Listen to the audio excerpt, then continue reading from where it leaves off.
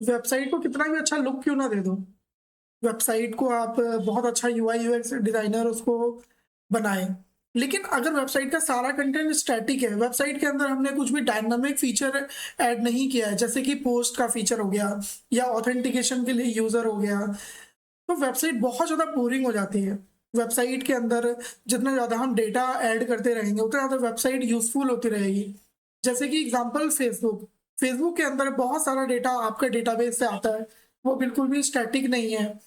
तो वेबसाइट के अंदर अगर आप डायनामिक डेटा ऐड करना चाहते हैं तो उसके लिए हम यूज़ करते हैं एपीआई। आज की वीडियो में हम पढ़ने वाले हैं एपीआई क्या होता है। इसके अलावा हम लोग बहुत सारे टॉपिक्स कवर करने वाले हैं, किस किस तरीके की एपीआई होती हैं। API request method, rest API को हम बेसिकली पढ़ेंगे इसके अंदर। रेस्ट का आर्किटेक्चर क्या है ये हम पढ़ने वाले हैं। रेस्ट में कौन कौन से रिक्वेस्ट मेथड होते हैं, इनको हम रिएक्ट के अंदर यूज स्टेट यूज इफेक्ट की मदद से इंप्लीमेंट कैसे करना है ये हम पढ़ने वाले हैं। सस्पेंस एंड फॉलबैक क्या है रिएक्ट के अंदर ये हम पढ़ने वाले हैं। तो गाइस आज की वीडियो बहुत इंपॉर्टेंट होने वाली है डेवलपमेंट पॉइंट ऑफ व्यू से। आज की वीडियो आप बिल्कुल भी मिस नहीं कर सकते हैं। सो गाइस बने रहिए आज की वीडियो में। चलिए गाइस शुरू करते हैं रिएक्ट विद फेच एपीआई। तो गाइस सबसे पहले एपीआई होता क्या है। एपीआई को समझने के लिए हम लोग रेस्ट का आर्किटेक्चर समझते हैं। एपीआई का सिंपल टर्म्स में अगर मैं एपीआई का मतलब आपको बताऊं तो आपके डेटाबेस में, डेटाबेस इन द सेंस जहां पे हमारी वेबसाइट का सारा डेटा रहता है, उस डेटाबेस से डेटा को आप अपनी वेबसाइट के अंदर लेके आना, बस इतना सा काम है आपकी एपीआई का। इसको डिटेल में समझते हैं। डिटेल में समझने के लिए एपीआई आपके बहुत टाइप्स के होते हैं, जैसे REST API, SOAP API, GraphQL API, gRPC, web socket, web hook. Maximum case में आप रेस्ट एपीआई यूज करेंगे।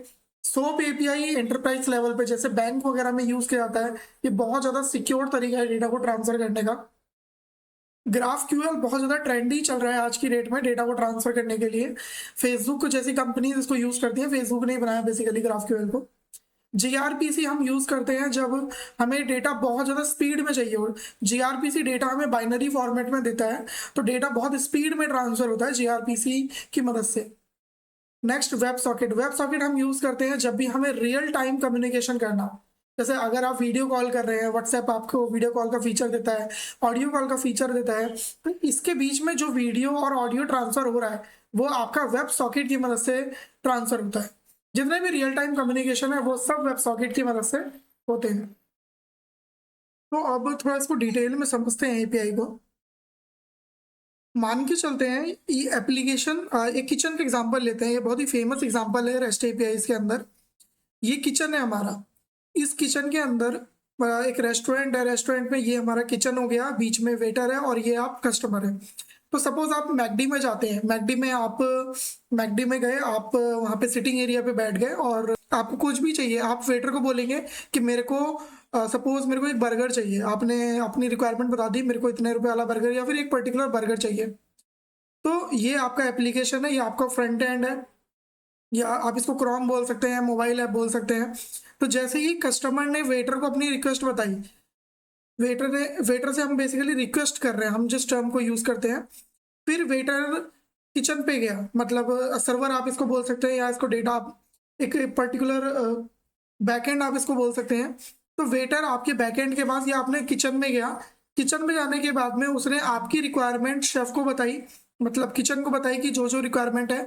शेफ ने आपका जो भी यहाँ पे उसने प्रोसेस किया आपकी रिक्वायरमेंट को, और रिक्वायरमेंट को प्रोसेस करने के बाद वापस इसने वेटर को वो बर्गर दे दिया बना के। वेटर बर्गर लेके आया और वेटर ने इसको ट्रांसफर कर दिया आपके कस्टमर के पास, मतलब आपको इसने दे दिया। अगर आप इसको सिंपल टेक्निकल टर्म्स में देखें तो टेक्निकल टर्म्स में आपका फ्रंट एंड है, जो भी आपकी वेबसाइट है, आपकी वेबसाइट ने क्रोम के अंदर वेब एपीआई करके एक फंक्शन होता है जिसको आप वेटर समझ सकते हो। तो आपकी वेबसाइट ने क्रोम के इस फंक्शन को, फेच एपीआई फंक्शन को बोला कि मेरे को ये चीज़ें चाहिए। सपोज इसने बोला कि मेरे यूज़र मेरे वेबसाइट में पहले पेज की इंफॉर्मेशन मांग रहा है, तो आपके फेच फंक्शन ने, क्रोम के फेच फंक्शन ने वो डेटा वो सर्वर के पास में लेके गया।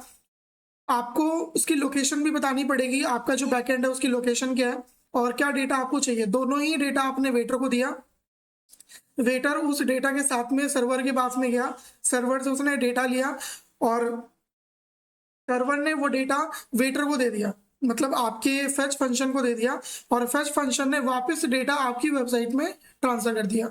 बस इतना सा पार्ट है, इसको हम बोलते हैं रेस्ट एपीआई। ठीक है, सभी एपीआई बेसिकली इसी स्ट्रक्चर को फॉलो करती हैं।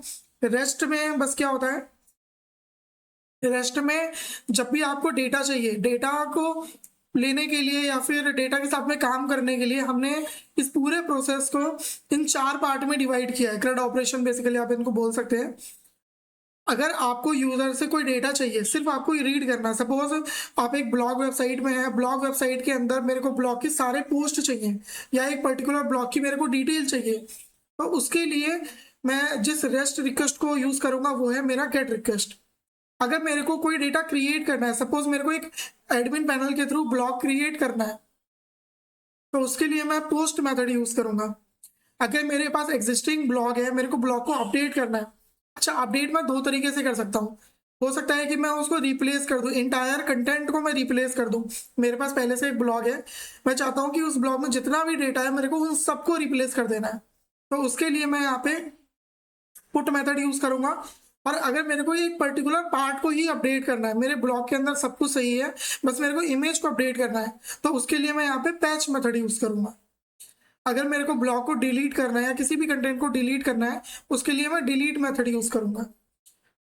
सो हम लोग आज की वीडियो में फेच फंक्शन के थ्रू रेस्ट एपीआई को इम्प्लीमेंट करना सीखेंगे। बाकी आपको ये वैसे ये सभी अगर आप सीखते हैं तो ये बहुत बेटर है। फ्यूचर की वीडियोस में अगर आप मेरे को बोलेंगे तो मैं इन सबके ऊपर वीडियो बना दूंगा, बट फिलहाल हम लोग सिर्फ रेस्ट एपीआई देखने वाले हैं। रेस्ट एपीआई में इन 5 को हम इम्प्लीमेंट करने वाले हैं। तो चलिए जल्दी से कोड शुरू करते हैं। सैम्पल एपीआई के लिए हम आप इस वेबसाइट पे आ सकते हैं, jasonplaceholder.typeico.com। यहाँ पे एपीआई आपका कुछ इस तरीके का यूआरएल होगा, इसको हम बैकएंड में सीखेंगे। बैकएंड में हम लोग इसको Node.js, Express.js या पाइथन अगर आप यूज करते हैं तो फास्ट एपीआई की मदद से इसको हम इम्प्लीमेंट करेंगे। मैं दोनों की ही वीडियो बनाने वाला हूँ। तो बैकएंड में जो भी आपका बैकएंड डेवलपर होगा वो आपको इस तरीके का एक यूआरएल प्रोवाइड कराएगा एपीआई के लिए। अगर ये आप गेट रिक्वेस्ट है, गेट रिक्वेस्ट को आप डायरेक्ट ब्राउजर के अंदर भी रन करके देख सकते हैं। इस पूरे यूआरएल को आप कॉपी करें और इसको हम लोग यहाँ पे पेस्ट कर देंगे। तो जैसे आप पेस्ट करेंगे इस तरीके से कुछ आपको डेटा मिल जाएगा एपीआई का। ये आपको इस तरीके का इस वजह से मिल रहा है स्ट्रक्चर, क्योंकि मैंने एक एक्सटेंशन इसमें इंस्टॉल किया हुआ है। मैं उसको हटा के आपको दिखाता हूँ। जेसन फॉर्मेटर, बिना एक्सटेंशन के आपको ये कुछ इस तरीके का दिखेगा डेटा। इस तरह से प्रेटी प्रिंट पे आप क्लिक करेंगे तो अगर ये ठीक से नहीं दिख रहा तो ये ऐसा दिख जाएगा। अदरवाइज ये एक्सटेंशन बहुत अच्छा है, आप इसको यूज कर सकते हैं, जेसन फॉर्मेटर। तो इस तरीके से आपको ये डेटा दिख जाएगा। दूसरी एपीआई अगर आप 1 को हटा देंगे तो ये सारे टू डूज आपको प्रोवाइड करा देगा। नेक्स्ट वीडियो में हम एक प्रोजेक्ट भी बनाने वाले हैं, जो हमने पहले टू डू बनाया था उसको हम एपीआई में कन्वर्ट करने वाले हैं। तो ये कुछ इस तरीके का हमारा टू डूज दिख रहा है। ये इसलिए हो रहा है क्योंकि ये एक गेट रिक्वेस्ट है। ब्राउजर के अंदर अगर आप किसी भी यूआरएल को कॉपी करके यहाँ पे पेस्ट करते हैं ब्राउजर में, जब भी आप कोई वेबसाइट देखते हैं जैसे google.com, तो ये गूगल के सर्वर को एक गेट रिक्वेस्ट भेज रहा होता है। तो जब भी आप यहाँ पे एड्रेस बार में कोई भी एड्रेस डाल रहे हैं तो वो गेट रिक्वेस्ट हो रही है, ये आपको याद रखना है। किसी भी, अब इसको आप अपनी वेबसाइट में कैसे इंप्लीमेंट करेंगे, चलिए ये भी एक बार देखते हैं। एक सिंपल गेट रिक्वेस्ट को यहाँ पे कॉल करके देखते हैं।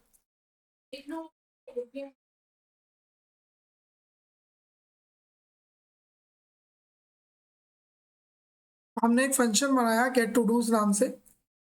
हम लोग इसमें एपीआई को कॉल करने के लिए, आपने आई होप आपको प्रोमिसेस वगैरह के बारे में पहले से पता है।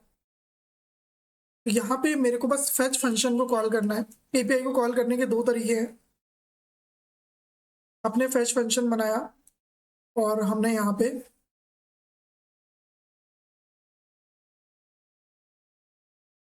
फैच फंक्शन के बाद में आपको यहाँ पे डॉट देन और सेम टू सेम आप लिख सकते हैं, फिर ई डॉट जेसॉन। इस बेसिकली हम क्या बोल रहे हैं, इस एपीआई को कॉल करो फैच फंक्शन को। जैसे ही आप फैच फंक्शन को कॉल करोगे तो ये एक प्रॉमिस आपको रिटर्न करेगा। उस प्रॉमिस को हम इसकी मदद से रिजॉल्व कर रहे हैं, डॉट देन चेन की मदद से। जब आपके पास में ये डेटा आ गया उसके बाद में आप इसके साथ इसको हम स्टोर करा लेंगे, या इसको कंसोल करके देख लेते हैं। कंसोल डॉट लॉग, इस डेटा को हम कंसोल कर लेते हैं।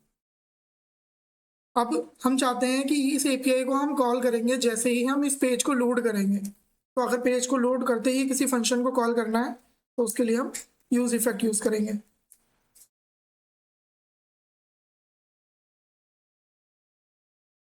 बस इस फंक्शन को अब यहाँ पे हम कॉल कर देते हैं।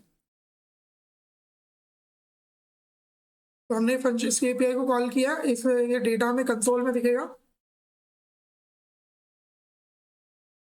कंसोल,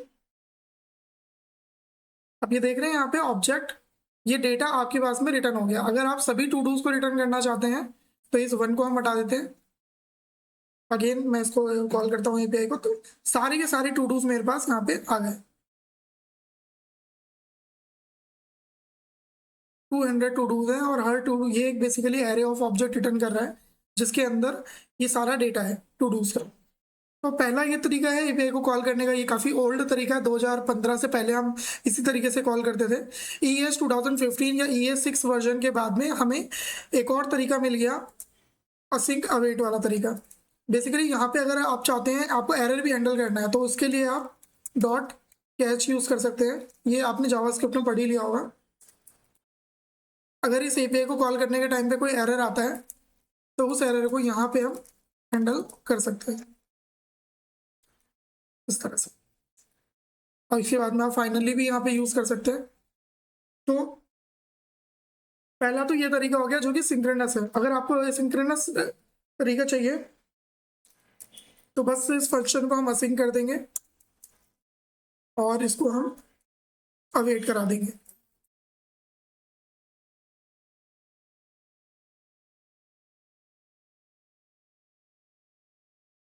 जो भी हमारा रिस्पॉन्स है उसको हम रिस्पॉन्स नाम के वेरिएबल में स्टोर कराएंगे। बिल्कुल सेम टू सेम है, कोई डिफरेंट नहीं है यहाँ पे। फिर हम एक डेटा नाम का वेरिएबल बनाते हैं और उसमें ये सारा डेटा जो भी रिस्पॉन्स हमारे पास में आएगा उसको हम जेसॉन में कन्वर्ट कर देंगे। उसके बाद में अगर मेरे को इसको कंसोल करना है तो यहाँ पे मैं सिंपली इसको कंसोल कर सकता हूँ इस तरीके से। तो अभी ये सेम डेटा आपको रिटर्न करेगा। तो ये दो तरीके हैं एपीआई को कॉल करने का। हालांकि आने वाले टाइम पे हम लोग एक्सियोस पढ़ने वाले हैं, एक्सियोस की मदद से भी हम इसको इम्प्लीमेंट करेंगे।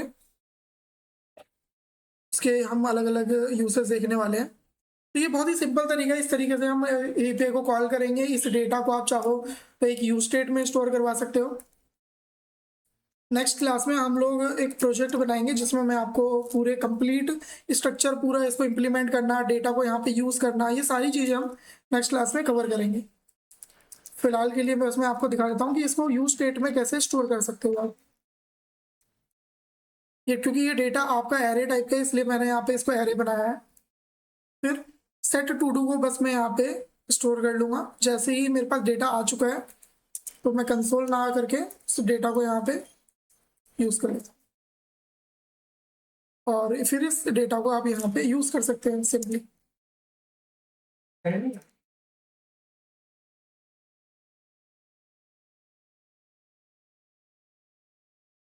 यहाँ पे हम इसको रिटर्न कर लेते हैं एक पैराग्राफ में। ये ई रिप्रेजेंट कर रहा है इस ऑब्जेक्ट को और हर ऑब्जेक्ट के अंदर यहाँ पे यूज़र आईडी है, आईडी करके। तो मैं इस आईडी को यहाँ पे प्रिंट करवा सकता हूँ। तो जैसे ही इस एपीआई में डेटा आ जाएगा तो इस तरह से ये आईडी प्रिंट हो गई। अगर आपको कुछ और इसमें प्रिंट करवाना है, सपोज, ये सारी चीज़ें हम नेक्स्ट क्लास में बहुत डिटेल में पढ़ने वाले हैं। टाइटल को अगर आपको प्रिंट करवाना है तो हम टाइटल कर लेंगे, तो ये सभी का टाइटल आ गया। तो इस तरीके से आप इसको कॉल कर सकते हैं। ये बहुत ही सिंपल गेट रिक्वेस्ट था। नेक्स्ट क्लास में हम लोग इसी क्लास में चलो कवर कर लेते हैं। ये हमारी सिंपल गेट रिक्वेस्ट है। अगर आपको अलग तरीके की रिक्वेस्ट चाहिए तो उसको कैसे एग्जीक्यूट करते हैं ये भी देख लेते हैं। इसको उठा देते हैं हम लोग।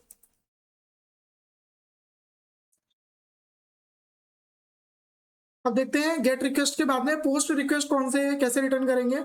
नीचे अगर आप आएंगे तो आपको यहाँ पे अलग अलग यूआरएल दिख जाएंगे। स्लैश पोस्ट सिर्फ गेट के लिए है, पोस्ट के लिए भी मैं स्लैश पोस्ट को यूज कर सकता हूँ।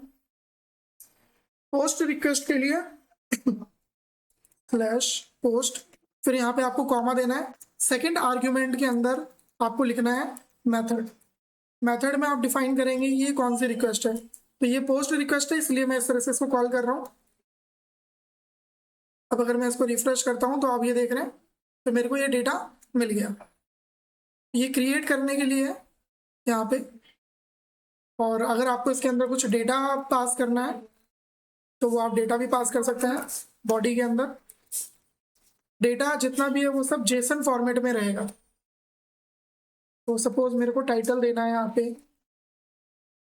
समथिंग, टाइटल के अलावा मेरे को यहाँ पे यूज़र आईडी देनी है 1245। इस तरीके से आप ये डेटा भी पास कर सकते हैं। नेक्स्ट प्रोजेक्ट में, कल के नेक्स्ट हमारा जो प्रोजेक्ट है उसमें ये सारी चीज़ें हम डिटेल में करेंगे।